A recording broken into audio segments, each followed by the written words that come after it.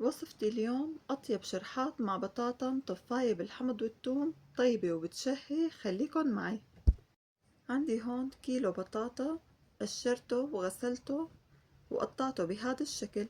رح ضفلن البهارات اللي هن معلقة ملح ونص معلقة فلفل أسود ومعلقة زنجبيل مطحون ومعلقة كاري ومعلقة بابريكا حلوة، وبخلطن مع بعض كتير منيح حتى تاخد البطاطا كل نكهة البهارات.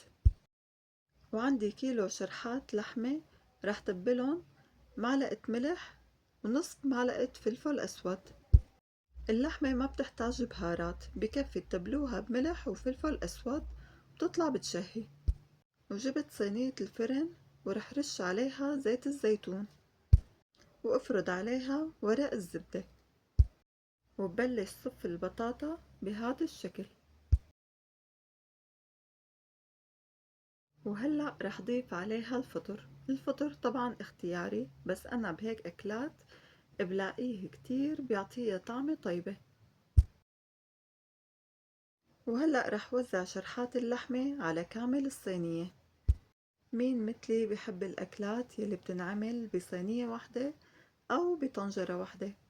مثل هاي الأكلة ما بتاخد شغل أبدا وكتير طيبة، وأهم شي كل العيلة بيحبوها.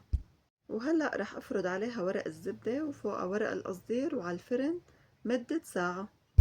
وهيك صارت جاهزة، ريحتها بتاخد العقل وبتشهي. ورح ضيف عليها الثوم والحمض يلي رح يعطوها النكهة الطيبة. وهيك صينيتي صارت جاهزة، وصحتين وألف هنا. سلام.